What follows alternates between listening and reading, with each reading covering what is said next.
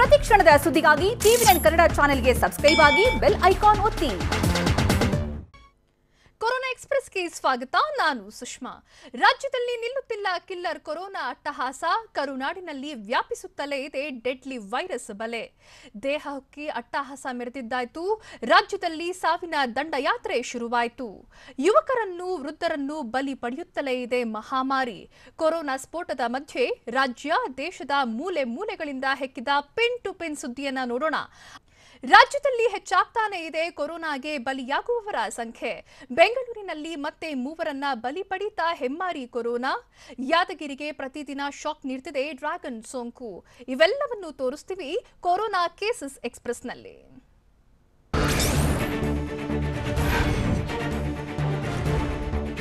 ರಾಜಧಾನಿ ಬೆಂಗಳೂರಿನಲ್ಲಿ ಕೊರೋನಾ ಸೋಂಕು ಅಟ್ಟಹಾಸ ಮುಂದುವರೆದಿದೆ. ಬೆಂಗಳೂರಿನಲ್ಲಿಂದು ಕೊರೋನಾ ಸೋಂಕಿಗೆ 3 ಬಲಿಯಾಗಿದ್ದಾರೆ. ವಿಕ್ಟೋರಿಯಾ ಆಸ್ಪತ್ರೆಯಲ್ಲಿ ಚಿಕಿತ್ಸೆ ಪಡೆಯುತ್ತಿದ್ದ 2 ವೃದ್ಧೆಯರು ಹಾಗೂ ಒಬ್ಬ ವ್ಯಕ್ತಿ ಬಲಿಯಾಗಿದ್ದಾರೆ.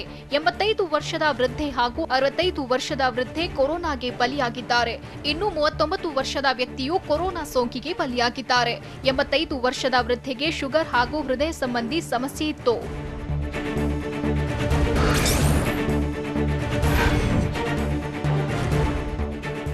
ದಕ್ಷಿಣ ಕನ್ನಡ ಜಿಲ್ಲೆಯಲ್ಲಿ ಕೊರೋನಾಗೆ ಮತ್ತೊಂದು ಬಲಿಯಾಗಿದೆ. ಮಹಾರಾಷ್ಟ್ರದಿಂದ ಬಂದಿದ್ದ 26 ವರ್ಷದ ಯುವಕ ಚಿಕಿತ್ಸೆ ಫಲಕಾರಿಯಾಗದೆ ಮೃತಪಟ್ಟಿದ್ದಾನೆ. ಸಾಂಸ್ಥಿಕ ಕ್ವಾರಂಟೈನ್ ಮುಗಿಸಿ ಮನೆಗೆ ತೆರಳಿದ್ದ ಯುವಕ ಕಿಡ್ನಿ ಸಮಸ್ಯೆಯಿಂದ ಮತ್ತೆ ಆಸ್ಪತ್ರೆಗೆ ದಾಖಲಾಗಿದ್ದ. ಆದರೆ ಚಿಕಿತ್ಸೆ ಫಲಿಸದೆ ಖಾಸಗಿ ಆಸ್ಪತ್ರೆಯಲ್ಲಿ ಯುವಕ ಮೃತಪಟ್ಟಿದ್ದಾನೆ. ಈ ಮೂಲಕ ದಕ್ಷಿಣ ಕನ್ನಡ ಜಿಲ್ಲೆಯಲ್ಲಿ ಈವರೆಗೆ ಕೊರೋನಾಗೆ 8 ಜನ ಬಲಿಯಾಗಿದ್ದಾರೆ.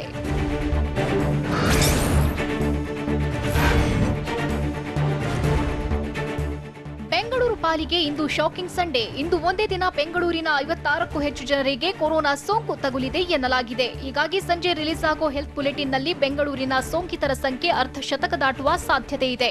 ಇನ್ನು ಬೆಂಗಳೂರಿನಲ್ಲಿ ದಿನದಿಂದ ದಿನಕ್ಕೆ ಸೋಂಕಿತರ ಸಂಖ್ಯೆ ಹೆಚ್ಚುತ್ತಲೇ ಇರೋದು ಆತಂಕಕ್ಕೆ ಕಾರಣವಾಗಿದೆ.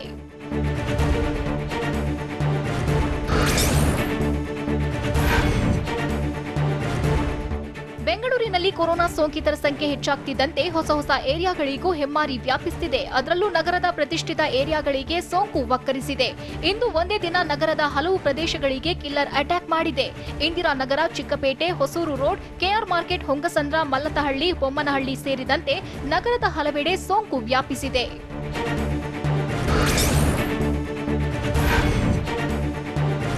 ಕೊರೋನಾ ಮಹಾಮಾರಿ ಯಾದಗಿರಿ ಜಿಲ್ಲೆಯನ್ನು ಬಿಟ್ಟು ಬಿಡದಂತೆ ಕಾಡ್ತಿದೆ. ಜಿಲ್ಲೆಯಲ್ಲಿ ಇಂದು 30ಕ್ಕೂ ಹೆಚ್ಚು ಜನರಿಗೆ ಸೋಂಕು ತಗುಲಿರೋ ಶಂಕೆ ಇದೆ. ಆತಂಕದ ಸಂಗತಿ ಅಂದ್ರೆ ಸಾಂಸ್ಥಿಕ ಕ್ವಾರಂಟೈನ್ನಿಂದ ಮನೆಗೆ ಹೋದವರಲ್ಲಿ ಸೋಂಕು ಕಾಣಿಸಿಕೊಂಡಿದೆ ಎನ್ನಲಾಗ್ತಿದೆ. ಮಹಾರಾಷ್ಟ್ರದಿಂದ ಬಂದ ಕೂಡಲೇ ಎಲ್ಲರನ್ನೂ ಕ್ವಾರಂಟೈನ್ ಮಾಡಲಾಗಿತ್ತು. ಆದರೆ ಸಾಂಸ್ಥಿಕ ಕ್ವಾರಂಟೈನ್ನಿಂದ ಮನೆಗೆ ಹೋದವರಿಗೆ ಪಾಸಿಟಿವ್ ಆಗಿರೋದು ಆತಂಕಕ್ಕೆ ಕಾರಣವಾಗಿದೆ.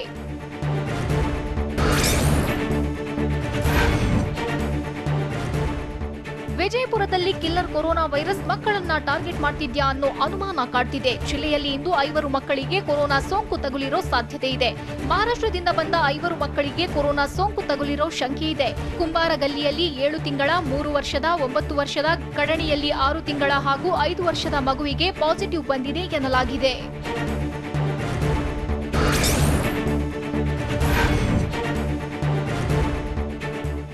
ಕೋಲಾರದಲ್ಲಿ ಇಂದು ಮತ್ತೆ 3ರಲ್ಲಿ ಕೊರೋನಾ ಸೋಂಕು ಪತ್ತೆಯಾಗಿರೋ ಶಂಕೆ ಇದೆ. ಶಹೀನ್ ಶಾ ನಗರದ 40 ವರ್ಷದ ಆಟೋ ಚಾಲಕನಿಗೆ ಹಾಗೂ ರಹಮತ್ ನಗರದ 22 ವರ್ಷದ ಕಾರ್ಮಿಕನಿಗೂ ಸೋಂಕು ತಗುಲಿದೆ ಎನ್ನಲಾಗಿದೆ.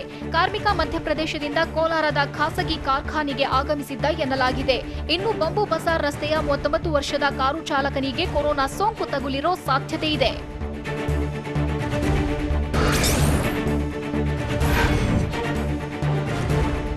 ಬಾಗಲಕೋಟೆ ಜಿಲ್ಲೆಯಲ್ಲಿ ಇಂದು ಮತ್ತೆ 3ರಿಗೆ ಕೊರೋನಾ ಸೋಂಕು ತಗುಲಿದೆ ಎನ್ನಲಾಗಿದೆ. ಆಂಧ್ರದಿಂದ ಬಾಗಲಕೋಟೆಗೆ ವಾಪಸ್ಸಾದ 29 ವರ್ಷದ ವ್ಯಕ್ತಿ, ಮುಂಬೈನಿಂದ ವಾಪಸ್ಸಾದ ತಾಯಿ ಹಾಗೂ ಮಗಳಿಗೆ ಕೊರೋನಾ ಸೋಂಕು ತಗುಲಿರೋ ಸಾಧ್ಯತೆ ಇದೆ. ತಾಯಿ ಹಾಗೂ ಮಗಳನ್ನ ಬಾದಾಮಿಯ ಹಾಸ್ಟೆಲ್ನಲ್ಲಿ ಕ್ವಾರಂಟೈನ್ನಲ್ಲಿ ಇರಿಸಲಾಗಿದ್ದು ಟೆಸ್ಟ್ ಮಾಡಿಸಿದಾಗ ಕೊರೋನಾ ಪಾಸಿಟಿವ್ ಬಂದಿದೆ ಎನ್ನಲಾಗ್ತಿದೆ.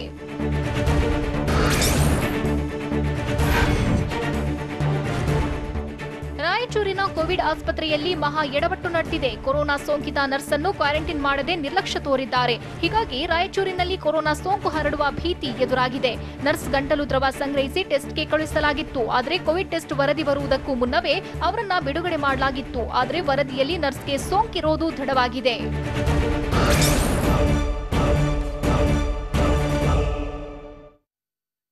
ಹರಡುತ್ತಂತೆ ಕೊರೋನಾ ವೈರಸ್. ಬೆಂಗಳೂರಿನಲ್ಲಿ ಬಿಎಂಟಿಸಿ ಚಾಲಕನ ಪತ್ನಿಗೂ ಹಬ್ಬಿದ ಸೋಂಕು. ಕುಡಿತಿನಿ ಪಟ್ಟಣವನ್ನು ಸ್ಥಳೀಯರೇ ಲಾಕ್ಡೌನ್ ಮಾಡಿದ್ದು ಯಾಕೆ? ಕರಾವಳಿ ನಗರ ಉಡುಪಿಯಲ್ಲಿ ಎಷ್ಟು ಕಂಟೈನ್ಮೆಂಟ್ ಝೋನ್ಗಳಿವೆ ಗೊತ್ತಾ? ಇವೆಲ್ಲವನ್ನು ನೋಡೋಣ ಕೊರೋನಾ ಹಾಟ್ಸ್ಪಾಟ್ ಎಕ್ಸ್‌ಪ್ರೆಸ್‌ನಲ್ಲಿ.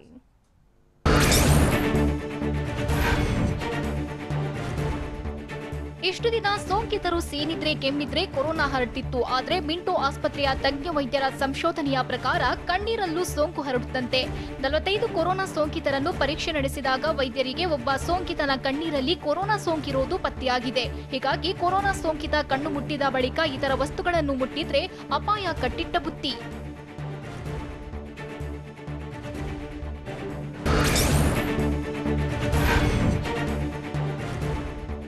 ಬಿಎಂಟಿಸಿ ಸಿಬ್ಬಂದಿಯಿಂದ ಕುಟುಂಬಕ್ಕೂ ಕೊರೋನಾ ಸೋಂಕು ವಕ್ಕರಿಸುತ್ತಿದೆ. BMTC bus conductor cum driver ಪತ್ನಿಗೂ ಕೊರೋನಾ ಸೋಂಕು ಹಬ್ಬಿದೆ. 3 ದಿನದ ಹಿಂದೆ ಕಂಡಕ್ಟರ್ ಕಮ್ ಡ್ರೈವರ್ಗೆ ಸೋಂಕು ತಗುಲಿತ್ತು. ಬೆಂಗಳೂರಿನ ಡಿಪೋ ನಂಬರ್ 24ರಲ್ಲಿ ಕೆಲಸ ಮಾಡುತ್ತಿದ್ದ ಸಿಬ್ಬಂದಿ ಕುಟುಂಬದ ಜೊತೆಗೆ ಕೆಆರ್ಪುರಂನ ದೇವಸಂದ್ರ ವಾರ್ಡ್ನಲ್ಲಿ ವಾಸವಾಗಿದ್ರು.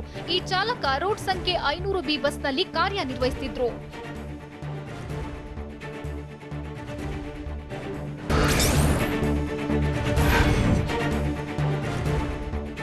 ಜಿಂದಾಲ್ ಕಂಪನಿಯ ಉದ್ಯೋಗಿಗಳಿಗೆ ಕೊರೋನಾ ಹಿನ್ನೆಲೆಯಲ್ಲಿ ಕುಡಿತಿನಿ ಪಟ್ಟಣ ಲಾಕ್ಡೌನ್ ಮಾಡಲು ಸ್ಥಳೀಯರೇ ನಿರ್ಧಾರ ಮಾಡಿದ್ದಾರೆ. ಸರ್ಕಾರ ಏನಾದ್ರೂ ಮಾಡಲಿ, ನಾವು ಲಾಕ್ಡೌನ್ ಮಾಡ್ತೇವೆ. ಊರು ನಮ್ಮದು, ಕಾಪಾಡಿಕೊಳ್ಳುವ ಜವಾಬ್ದಾರಿ ನಮ್ಮದು. ಹೊರಗಿನಿಂದ ಬರುವವರನ್ನು ಕೂಡ ಒಳಗೆ ಬಿಟ್ಟುಕೊಳ್ಬೇಡಿ ಅಂತ ಬಳ್ಳಾರಿ ಜಿಲ್ಲೆ ಕುಡಿತಿನಿ ಪಟ್ಟಣದ ಜನರಿಂದ ದೃಢ ನಿರ್ಧಾರ ಕೈಗೊಳ್ಳಲಾಗಿದೆ.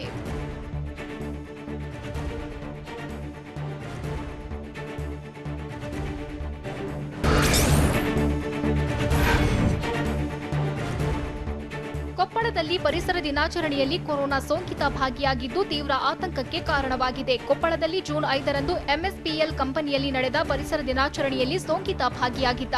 ಈ ಕಾರ್ಯಕ್ರಮದಲ್ಲಿ ಜನಪ್ರತಿನಿಧಿಗಳು ಭಾಗಿಯಾಗಿದ್ದು ಆತಂಕ ಸೃಷ್ಟಿಸಿದೆ. ಮತ್ತೊಂದೆಡೆ ಜಿಂದಾಲ್ನ ಉದ್ಯೋಗಿಯಿಂದಲೂ ಆತಂಕ ಶುರುವಾಗಿದೆ. 6424ನೇ ಸೋಂಕಿತ ಜಿಂದಾಲ್ ಕಂಪನಿಯ ಉದ್ಯೋಗಿಯ ಪತ್ನಿ ಹಾಗೂ ಮಕ್ಕಳು ಕೊಪ್ಪಳದ ಕಲ್ಯಾಣ ನಗರದಲ್ಲಿದ್ರು.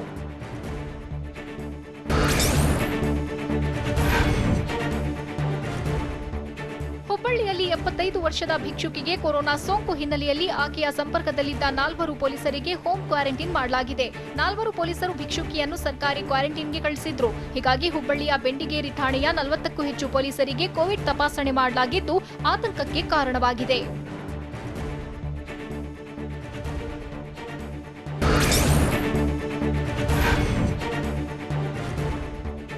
ವಿಜಯಪುರದಲ್ಲಿ ಕೊರೋನಾ ಸೋಂಕು ತಗುಲಿರೋ ಮಕ್ಕಳ ಸಂಪರ್ಕದಲ್ಲಿದ್ದವರಿಗೆ ಕ್ವಾರಂಟೈನ್ ಮಾಡಲಾಗಿದೆ. ಕುಂಬಾರಗಲ್ಲಿ ಹಾಗೂ ಕಡಣಿ ಪ್ರದೇಶದ 5 ಮಕ್ಕಳಿಗೆ ಕೊರೋನಾ ಸೋಂಕಿರೋದು ಪತ್ತೆಯಾಗಿದೆ. ಹೀಗಾಗಿ 5 ಮಕ್ಕಳ ಸಂಪರ್ಕದಲ್ಲಿದ್ದ ಕುಟುಂಬ ಸದಸ್ಯರು, ನೆರೆಹೊರೆಯವರು ಸೇರಿದಂತೆ 30 ಜನರನ್ನ ಕ್ವಾರಂಟೈನ್ ಮಾಡಲಾಗಿದೆ.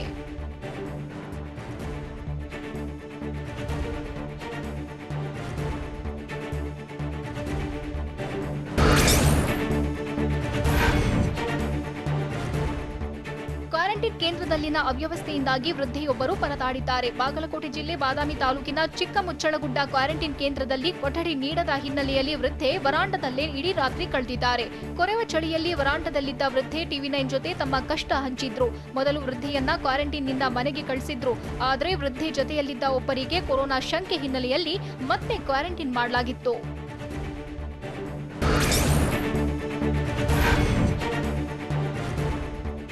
ಲಾಕ್ಡೌನ್ ರಿಲೀಫ್ ಆಗಿದ್ದೇ ತಡ ಬೆಳಗಾವಿಯ ಜನರು ಮಾತ್ರ ಕೊರೋನಾ ಸೋಂಕನ್ನ ಮರೆತು ಬಿಟ್ಟಿದ್ದಾರೆ. ಬೆಳಗಾವಿ ನಗರದ ಎಪಿಎಂಸಿಯಲ್ಲಿ ಜನರು ಖರೀದಿಗೆ ಮುಗಿಬಿದ್ದಿದ್ದಾರೆ. ಲಾಕ್ಡೌನ್ ಇದ್ದಾಗಲೂ ಅದೇ ಹಣೆಬರಹ, ಇಲ್ಲದಿದ್ದಾಗಲೂ ಅದೇ ಹಣೆಬರಹ ಎನ್ನುವಂತಾಗಿದೆ. ಗುಂಪಾಗಿ ಖರೀದಿಯಲ್ಲಿ ಬ್ಯುಸಿಯಾದ ಜನರು ಮಾಸ್ಕ್ ಕೂಡ ಧರಿಸಿರಲಿಲ್ಲ. ಇನ್ನು ದೈಹಿಕ ಅಂತರ ಪಾಲಿಸದೆ ವ್ಯಾಪಾರ ಮಾಡಿದ್ರು.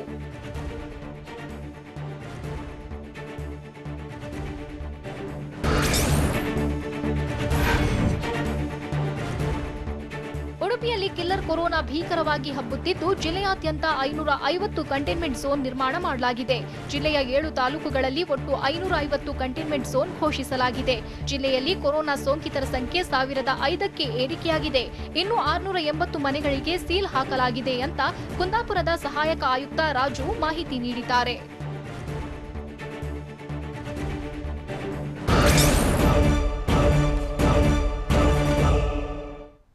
ಕೊರೋನಾ ಸೋಂಕಿನಿಂದಾಗಿ ಸಾರಿಗೆ ಇಲಾಖೆಗೆ ಆಗಿರೋ ಎಫೆಕ್ಟ್ ಆದರೂ ಏನು?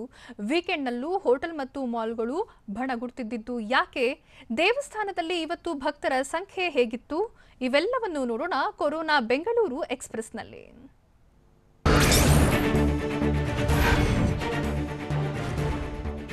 ಬೆಂಗಳೂರಿನಲ್ಲಿ ಕೊರೋನಾ ಸೋಂಕು ಎಷ್ಟರ ಮಟ್ಟಿಗೆ ಶಾಕ್ ಕೊಟ್ಟಿದೆ ಅಂದ್ರೆ, ಒಂದ್ ಕಡೆ ಸೋಂಕು ಹೆಚ್ಚಾಗ್ತಿದ್ದಂತೆ ಮತ್ತೊಂದ್ ಕಡೆ ಪ್ರಯಾಣಿಕರನ್ನೇ ನಂಬಿಕೊಂಡಿದ್ದ ಸಾರಿಗೆ ಸಂಸ್ಥೆಗೂ ಹೊಡೆತ ಕೊಟ್ಟಿದೆ. ಮೊದಲ ವೀಕೆಂಡ್ನಲ್ಲಿ ಕೆಎಸ್ಆರ್ಟಿಸಿಗೆ ಪ್ರಯಾಣಿಕರಿಲ್ಲದೆ ನಷ್ಟವುಂಟಾಗಿದೆ. ಮೆಜೆಸ್ಟಿಕ್ ಬಸ್ ನಿಲ್ದಾಣ ಪ್ರಯಾಣಿಕರಿಲ್ಲದೆ ಬಿಕೋ ಅಂತಿತ್ತು. ಹಲವರು ಖಾಸಗಿ ವಾಹನಗಳ ಮೊರೆ ಹೋಗ್ತಿರೋದು ಕೆಎಸ್ಆರ್ಟಿಸಿಗೆ ಸಂಕಷ್ಟ ತಂದಿದೆ.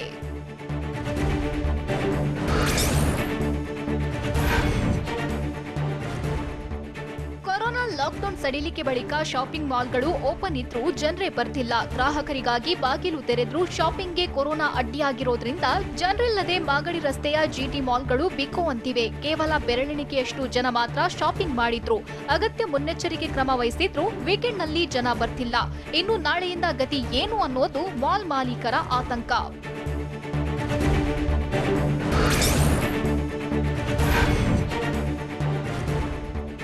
ವೀಕೆಂಡ್ನಲ್ಲಿ ಜನ ಮಾಲ್ಗಳು ಹೋಟೆಲ್ಗಳತ್ತ ಹೆಚ್ಚು ಸುಳಿಯದಿದ್ರು ಮಾಂಸದಂಗಡಿ ಮುಂದೆ ಜಮಾಯಿಸಿದ್ರು. ಬೆಳಗ್ಗೆಯಿಂದ ಹಿಡಿದು ಸಂಜೆವರೆಗೂ ಮಾಂಸ ಖರೀದಿಯಲ್ಲಿ ತೊಡಗಿದ್ರು. ದೈಹಿಕ ಅಂತರ ಕಾಪಾಡಿಕೊಂಡು ಮಾಸ್ಕ್ ಧರಿಸಿ ಸಾಲಿನಲ್ಲಿ ಗ್ರಾಹಕರು ನಿಂತಿದ್ರು. ಬ್ಯಾಟರಾಯನಪುರದ ಪಾಪಣ್ಣ ಮಟನ್ ಸ್ಟಾಲ್ನಲ್ಲಿ ಜನರ ದಂಡೇ ನೆರೆದಿತ್ತು.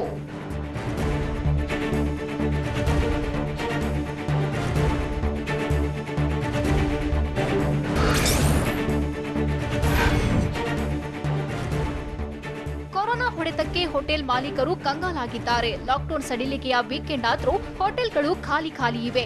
ಹೋಟೆಲ್ಗಳಿಗೆ ನಿರೀಕ್ಷೆ ಪ್ರಮಾಣದಲ್ಲಿ ಗ್ರಾಹಕರು ಇಲ್ಲದೆ ಮಾಲೀಕರು ಪರದಾಡುವಂತಾಗಿದೆ. ಮಾಡಿದ ಅಡುಗೆಗಳು ವೇಸ್ಟ್ ಆಗ್ತಿದ್ರೆ ಇನ್ನೊಂದೆಡೆ ಹೆಚ್ಚು ಕಾರ್ಮಿಕರನ್ನ ಕೆಲಸಕ್ಕೆ ಕರೆಸಿ ಸಂಬಳ ಹೇಗೆ ನೀಡುವುದು ಅನ್ನೋದೇ ಚಿಂತೆಯಾಗಿದೆ.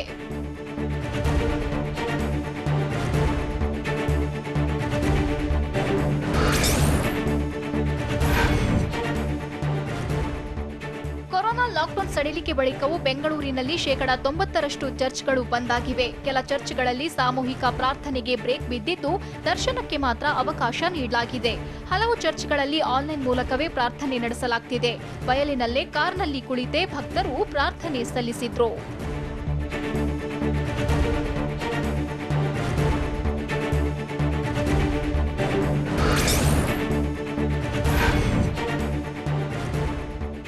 ಮಹಾರಾಷ್ಟ್ರದಲ್ಲಿ ಕ್ರೂರಿ ಕೊರೋನಾ ವೈರಸ್ ಅಬ್ಬರಿಸುತ್ತಿದ್ರೂ ಸಹ ಮುಂಬೈನಿಂದ ಬೆಂಗಳೂರಿಗೆ ಉದ್ಯಾನ್ ಎಕ್ಸ್‌ಪ್ರೆಸ್ ಬರ್ತಾನೆ ಇದೆ.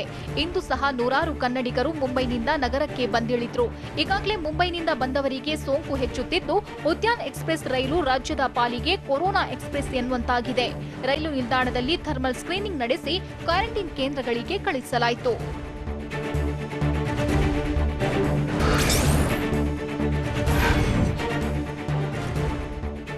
ಸಿಲಿಕಾನ್ ಸಿಟಿ ಜನರ ಹಾಟ್ ಫೇವರೇಟ್ ಮಾರ್ಕೆಟ್ ಆಗಿದ್ದ ಸಂಡೇ ಬಜಾರ್ನಲ್ಲಿ ಭಾನುವಾರ ಆದ್ರೆ ಸಾಕು ಜನಜಂಗುಳಿಗೆ ಸೇರ್ತಿತ್ತು.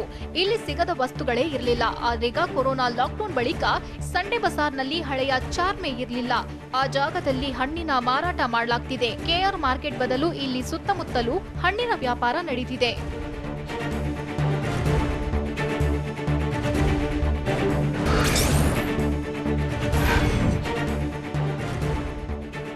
ಲಾಕ್ಡೌನ್ ಸಡಿಲಿಕೆ ಬಳಿಕ ಮೊದಲ ವೀಕೆಂಡ್ನಲ್ಲಿ ಜನ ದೇಗುಲಗಳತ್ತ ಧಾವಿಸಿದ್ರು. ಬನಶಂಕರಿ ದೇವಸ್ಥಾನದಲ್ಲಿ ದೇವಿ ದರ್ಶನ ಪಡೆದ ಭಕ್ತರು ವಿಶೇಷ ಪೂಜೆ ಸಲ್ಲಿಸಿದ್ರು. ಶಕ್ತಿ ದೇವತೆ ದರ್ಶನಕ್ಕೆ ಮಾಸ್ಕ್, ಸ್ಯಾನಿಟೈಸರ್, ದೈಹಿಕ ಅಂತರ ಕಡ್ಡಾಯ ಮಾಡಲಾಗಿತ್ತು. ಬನಶಂಕರಿಗೆ ಕುಂಕುಮಾರ್ಚನೆ, ವಿಶೇಷ ಪೂಜೆ ಇರಲಿಲ್ಲ.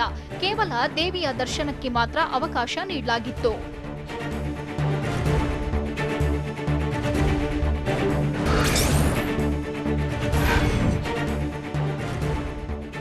ಲಾಕ್ಡೌನ್ ಸಡಿಲಿಕೆ ಬೆನ್ನಲ್ಲೇ ಲಾಲ್ಬಾಗ್ ಓಪನ್ ಇದೆ. ಆದ್ರೆ ಮೊನ್ನೆ ಪಾರ್ಕ್ಗೆ ಭೇಟಿ ನೀಡಿದ್ದ ವ್ಯಕ್ತಿಗೆ ಕೊರೋನಾ ಸೋಂಕು ಹಬ್ಬಿತ್ತು. ಹೀಗಾಗಿ ವೀಕೆಂಡ್ನಲ್ಲಿ ವಾಕಿಂಗ್ಗೆ ಬರ್ತಿರೋ ಜನರಿಗೂ ಆತಂಕ ಶುರುವಾಗಿದೆ. ಬೆಳಗ್ಗೆ 9 ಗಂಟೆಗೆ ಪಾರ್ಕ್ ಕ್ಲೋಸ್ ಮಾಡಲಾಗಿತ್ತು. ಸಾಕಷ್ಟು ಜನರು ಆರೋಗ್ಯದ ಬಗ್ಗೆ ಕಾಳಜಿ ವಹಿಸಿ ಲಾಲ್ಬಾಗ್ಗೆ ಆಗಮಿಸಿದ್ರು. ವಯೋವೃದ್ಧರು ಮತ್ತು ಪುಟ್ಟ ಮಕ್ಕಳಿಗೆ ಲಾಲ್ಬಾಗ್ ಒಳಗೆ ಪ್ರವೇಶ ಇರಲಿಲ್ಲ.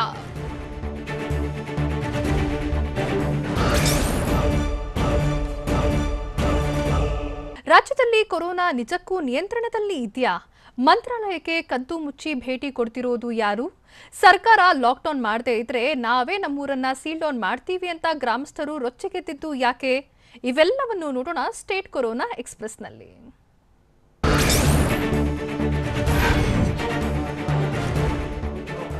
ರಾಜ್ಯದ 6.5 ಕೋಟಿ ಜನಸಂಖ್ಯೆಯಲ್ಲಿ ಸಕ್ರಿಯವಾಗಿರುವ ಸೋಂಕಿತರ ಸಂಖ್ಯೆ ಕೇವಲ 3,176 ಮಾತ್ರ. ದೇಶದ ಇತರ ರಾಜ್ಯಗಳಿಗೆ ಹೋಲಿಸಿದ್ರೆ ನಮ್ಮ ರಾಜ್ಯದಲ್ಲಿ ಬಹಳಷ್ಟು ಕಂಟ್ರೋಲ್ ಮಾಡಿದ್ದೇವೆ ಅಂತ ವೈದ್ಯಕೀಯ ಶಿಕ್ಷಣ ಸಚಿವ ಡಾಕ್ಟರ್ ಕೆ ಸುಧಾಕರ್ ತಿಳಿಸಿದ್ದಾರೆ. ರಾಜ್ಯದಲ್ಲಿ ಕೇವಲ 15 ಜನ ಮಾತ್ರ ಐಸಿಯುನಲ್ಲಿ ಇದ್ದಾರೆ ಅಂತ ಸುಧಾಕರ್ ತಿಳಿಸಿದ್ರು.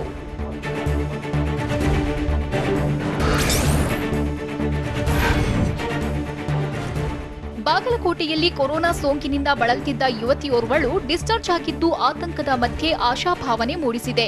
ಜಿಲ್ಲಾ ಕೋವಿಡ್ ಆಸ್ಪತ್ರೆಯಿಂದ ಮಧ್ಯಾಹ್ನ ಡಿಸ್ಚಾರ್ಜ್ ಆಗಿದ್ದು ಜಿಲ್ಲೆಯಲ್ಲಿ ಗುಣಮುಖರಾದವರ ಸಂಖ್ಯೆ 89ಕ್ಕೆ ಏರಿಕೆಯಾಗಿದೆ. ಬೀಳಗಿ ತಾಲೂಕಿನ ನಾಗರಾಳ ತಾಂಡಾದ 17 ವರ್ಷದ ಯುವತಿ ಕೋವಿಡ್ ಸೋಂಕಿನಿಂದ ಗುಣಮುಖಳಾಗಿದ್ದಾಳೆ.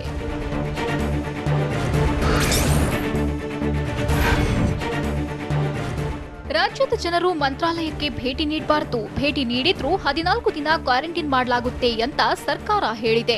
ಆದ್ರೂ ಆಂಧ್ರದ ಕರ್ನೂಲ್ ಜಿಲ್ಲೆಯಲ್ಲಿರುವ ಮಂತ್ರಾಲಯಕ್ಕೆ ರಾಜ್ಯದ ಜನ ಕದ್ದು ಮುಚ್ಚಿ ಭೇಟಿ ನೀಡಿದ್ದಾರೆ. ಸರ್ಕಾರದ ನಿಯಮವನ್ನೇ ಉಲ್ಲಂಘಿಸಿ ಭೇಟಿ ಕೊಡ್ತಿರೋದು ಸುತ್ತಮುತ್ತಲಿನ ಪ್ರದೇಶಗಳಲ್ಲೂ ಆತಂಕ ಮೂಡಿಸಿದೆ.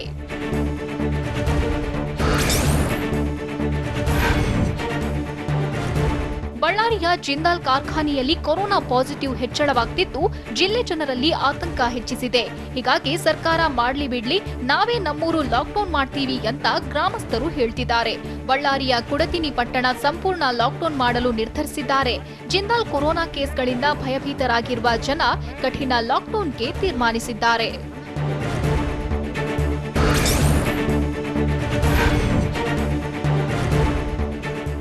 ಲಾಕ್ಡೌನ್ ಸಡಿಲಿಕೆ ಬೆನ್ನಲ್ಲೇ ಗದಗದ ಬಿಂಕದಕಟ್ಟಿ ಮೃಗಾಲಯ ಓಪನ್ ಆಗಿದ್ದು ಪ್ರಾಣಿ ಪ್ರಿಯರು ಝೂಗೆ ಆಗಮಿಸಿದ್ರು.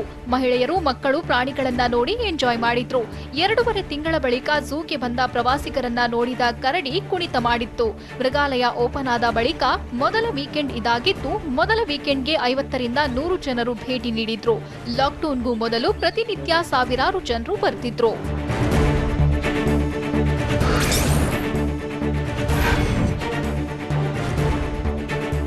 ಕೊರೋನಾ ವೈರಸ್ ಬಡವನನ್ನು ನೋಡ್ತಿಲ್ಲ, ಶ್ರೀಮಂತರನ್ನೂ ಬಿಡ್ತಿಲ್ಲ. ಹುಬ್ಬಳ್ಳಿಯಲ್ಲಿ 75 ವರ್ಷದ ಭಿಕ್ಷುಕಿಗೆ ಕೊರೋನಾ ಸೋಂಕು ದೃಢಪಟ್ಟಿದೆ.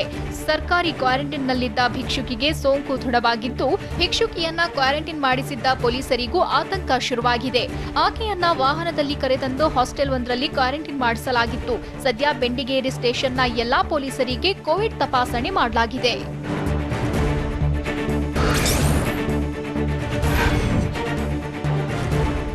ಕೊರೋನಾ ಸೋಂಕಿತನ ದಂಪತಿ ಮೈಸೂರಿನ ಇಟ್ಟಿಗೆಗೂಡಿನ ಹೋಟೆಲ್ ಕೆಫೆಯಲ್ಲಿ ಊಟ ಮಾಡಿದ್ರು. ಇದೇ ತಿಂಗಳ 6ರಂದು ರಾತ್ರಿ 7ರಿಂದ 10 ಗಂಟೆ ಸಮಯದಲ್ಲಿ ಹೋಟೆಲ್ನಲ್ಲಿ ಊಟ ಮಾಡಿ ಹೋಗಿದ್ದಾರೆಂದು ಜಿಲ್ಲಾಧಿಕಾರಿ ಅಭಿರಾಮ್ ಜಿ ಶಂಕರ್ ತಿಳಿಸಿದ್ರು. ಅದೇ ಸಮಯದಲ್ಲಿ ಹೋಟೆಲ್ನಲ್ಲಿ ಯಾರಾದರೂ ಊಟ ಮಾಡಿದ್ರೆ 14 ದಿನ ಮನೆಯಲ್ಲೇ ಸೆಲ್ಫ್ ಕ್ವಾರಂಟೈನ್ ಆಗಬೇಕು ಅಂತ ಡಿಸಿ ತಿಳಿಸಿದ್ದಾರೆ.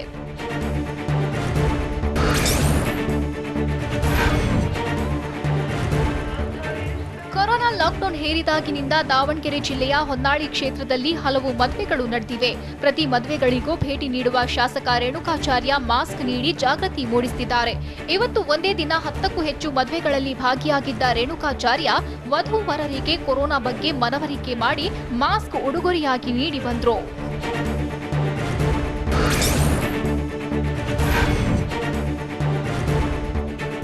ಸದಾ ರಾಜಕೀಯ ಚಟುವಟಿಕೆ ಮತ್ತು ಕೊರೋನಾ ನಿಯಂತ್ರಣದ ಸಭೆಗಳಲ್ಲೇ ಬ್ಯುಸಿಯಾಗಿದ್ದ ವೈದ್ಯಕೀಯ ಶಿಕ್ಷಣ ಸಚಿವ ಡಾಕ್ಟರ್ ಕೆ ಸುಧಾಕರ್ ಇಂದು ದತ್ತಾತ್ರೇಯ ಸನ್ನಿಧಿಗೆ ಭೇಟಿ ನೀಡಿದ್ರು. ಕಲಬುರಗಿ ಜಿಲ್ಲೆ ಅಫ್ಜಲ್ಪುರ ತಾಲೂಕಿನ ಗಾಣಗಾಪುರದಲ್ಲಿ ವಿಶೇಷ ಪೂಜೆ ಮಾಡಿಸಿದ ಸುಧಾಕರ್ ಕೊರೋನಾ ದೂರವಾಗಲಿ ಅಂತ ಸಂಕಲ್ಪ ಮಾಡಿ ಪೂಜೆ ಸಲ್ಲಿಸಿದ್ರು.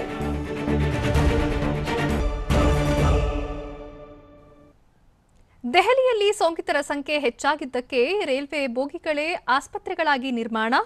ದೇಶದಲ್ಲಿ ಇವತ್ತು ಹೇಗಿದೆ ಕೊರೋನಾ ವೈರಸ್ನ ರಣಕೇಕೆ? ಆಂಧ್ರದಲ್ಲಿ ನಿಲ್ಲದ ಕೊರೋನಾ ಹಾವಳಿ. ಕೇರಳದಲ್ಲಿ 1 ದಿನದ ಲಾಕ್ಡೌನ್ ಹೇಗಿತ್ತು? ಇವೆಲ್ಲವನ್ನು ನೋಡೋಣ ನ್ಯಾಷನಲ್ ಕೊರೋನಾ ಎಕ್ಸ್‌ಪ್ರೆಸ್‌ನಲ್ಲಿ.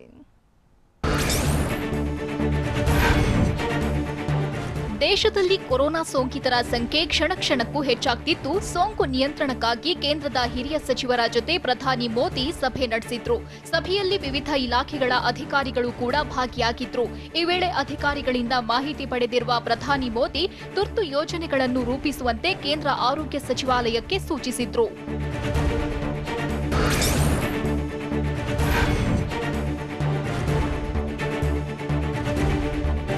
ರಾಷ್ಟ್ರ ರಾಜಧಾನಿ ದೆಹಲಿಯಲ್ಲಿ ಕೊರೋನಾ ಸೋಂಕು ಪ್ರಕರಣ ಹೆಚ್ಚಳದ ಬಗ್ಗೆ ಕೇಂದ್ರ ಗೃಹ ಸಚಿವ ಅಮಿತ್ ಶಾ ಕೂಡ ತಲೆಕೆಡಿಸಿಕೊಂಡಿದ್ದಾರೆ. ಹೀಗಾಗಿ ದೆಹಲಿ ಸಿಎಂ ಅರವಿಂದ್ ಕೇಜ್ರಿವಾಲ್ ಮತ್ತು ಲೆಫ್ಟಿನೆಂಟ್ ಗವರ್ನರ್ ಹಾಗೂ ಅಧಿಕಾರಿಗಳ ಜೊತೆ ಸಭೆ ನಡೆಸಿದ್ರು. ಸಂಜೆ ಮೇಯರ್ ಮತ್ತು ಅಧಿಕಾರಿಗಳ ಜೊತೆಗೂ ಸಭೆ ನಡೆಸಿದ್ರು. ಕೊರೋನಾ ನಿಯಂತ್ರಣದ ಬಗ್ಗೆ ಅಧಿಕಾರಿಗಳಿಗೆ ಸೂಚಿಸಿದ್ರು.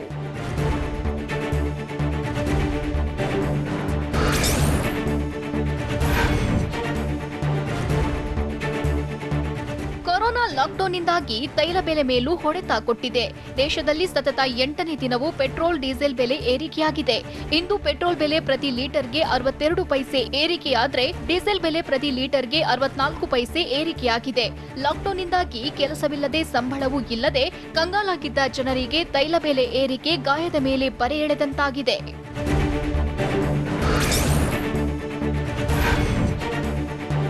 ದೇಶದಲ್ಲಿ ಕೊರೋನಾ ಸೋಂಕು ನಿಗ್ರಹಕ್ಕೆ ಲಾಕ್ಡೌನ್ ಹೇರಲಾಗಿತ್ತು. ಆದರೆ ಕಲಾವಿದರ ಕ್ರಿಯಾಶೀಲತೆಗೆ ಮಾತ್ರ ಯಾವುದೇ ಲಾಕ್ಡೌನ್ ಇರಲಿಲ್ಲ. ಹೀಗಾಗಿ ತಮಿಳುನಾಡಿನ ಚೆನ್ನೈನಲ್ಲಿ ಅಣ್ಣ ತಂಗಿಯರಿಬ್ಬರು ಕಲಾತ್ಮಕತೆಯಲ್ಲಿ ಜಾದೂ ಮಾಡಿದ್ದಾರೆ. ಮದ್ಯಪ್ರಿಯರು ಕುಡಿದು ಬಿಸಾಡಿದ್ದ ಎಣ್ಣೆ ಬಾಟಲ್ಗಳನ್ನ ತಂದು ಬಾಟಲ್ಗಳ ಮೇಲೆ ಬಣ್ಣ ಬಣ್ಣದ ಚಿತ್ತಾರ ಬಿಡಿಸಿದ್ದಾರೆ. ಮನೆಯ ಸುತ್ತಲೂ ಬಾಟಲ್ ಕಲಾಕೃತಿಗಳೇ ನಳನಳಿಸುತ್ತಿದ್ದು ಕಣ್ಮನ ಸೆಳೆಯುವಂತಿದೆ.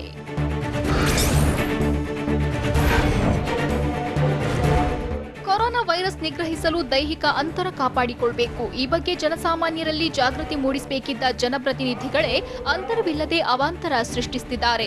ಮಧ್ಯಪ್ರದೇಶದಲ್ಲಿ ಬಿಜೆಪಿಗೆ ಕಾರ್ಯಕರ್ತರನ್ನ ಸೇರಿಸಿಕೊಳ್ಳುವ ಕಾರ್ಯಕ್ರಮ ನಡೆಯುತ್ತಿತ್ತು. ಈ ವೇಳೆ ನೂರಾರು ಜನರು ಅಂತರವೇಕಿಲ್ಲದೆ ಒಂದೆಡೆ ಗುಂಪು ಸೇರಿದ್ದು ಕಂಡುಬಂತು.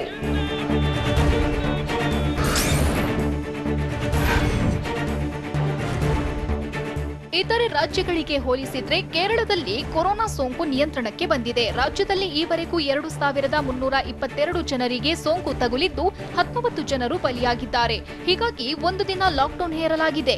ಪ್ರತಿ ಭಾನುವಾರ ಲಾಕ್ಡೌನ್ ಹೇರಲಾಗಿದ್ದು ಕೇವಲ ಅಗತ್ಯ ವಸ್ತುಗಳ ಸರಬರಾಜಿಗೆ ಮಾತ್ರ ಅವಕಾಶ ನೀಡಲಾಗಿದ್ದು ಇಡೀ ರಾಜ್ಯ ಸಂಪೂರ್ಣ ಸ್ತಬ್ಧವಾಗಿದೆ.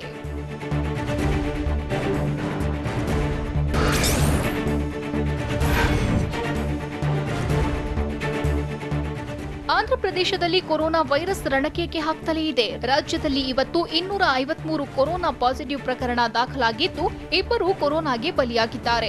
ಅಲ್ಲಿಗೆ ರಾಜ್ಯದಲ್ಲಿ ಕೊರೋನಾ ಸೋಂಕಿತರ ಸಂಖ್ಯೆ 4841ಕ್ಕೆ ಏರಿಕೆಯಾಗಿದೆ. ಸೋಂಕಿನಿಂದಾಗಿ ಆಂಧ್ರದಲ್ಲಿ ಈವರೆಗೆ 84 ಜನರು ಸಾವನ್ನಪ್ಪಿದ್ದಾರೆ. 2034 ವ್ಯಕ್ತಿಗಳು ಈವರೆಗೆ ಗುಣಮುಖರಾಗಿದ್ದಾರೆ.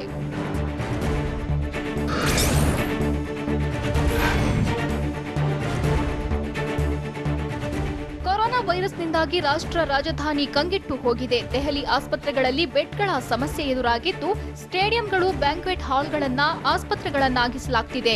ಬೆಡ್ಗಳ ಸಮಸ್ಯೆ ಅರಿತ ಕೇಂದ್ರ ಗೃಹ ಸಚಿವ ಅಮಿತ್ ಶಾ ದೆಹಲಿ ಸರ್ಕಾರಕ್ಕೆ 500 ರೈಲ್ವೆ ಕೋಚ್ಗಳನ್ನ ಬೆಡ್ಗಳ ನಿರ್ಮಾಣಕ್ಕೆ ನೀಡುವುದಾಗಿ ಭರವಸೆ ನೀಡಿದ್ರು.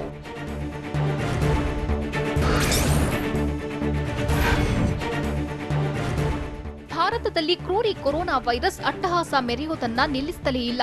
ಸೋಂಕಿತರ ಸಂಖ್ಯೆ 3,20,922ಕ್ಕೆ ಏರಿಕೆಯಾಗಿದೆ. ಹೊಸದಾಗಿ 11,929 ಜನರಿಗೆ ಕೊರೋನಾ ದೃಢವಾಗಿದ್ದು ಭಾರತದಲ್ಲಿ ಈವರೆಗೆ ಕೊರೋನಾಗೆ 9,195 ಜನರು ಬಲಿಯಾಗಿದ್ದಾರೆ. ಸೋಂಕಿನಿಂದಾಗಿ 1,62,379 ಜನ ಗುಣಮುಖರಾಗಿದ್ದು 1,49,348 ಸೋಂಕಿತರಿಗೆ ನಿಗದಿತ ಆಸ್ಪತ್ರೆಗಳಲ್ಲಿ ಚಿಕಿತ್ಸೆ ನೀಡಲಾಗುತ್ತಿದೆ.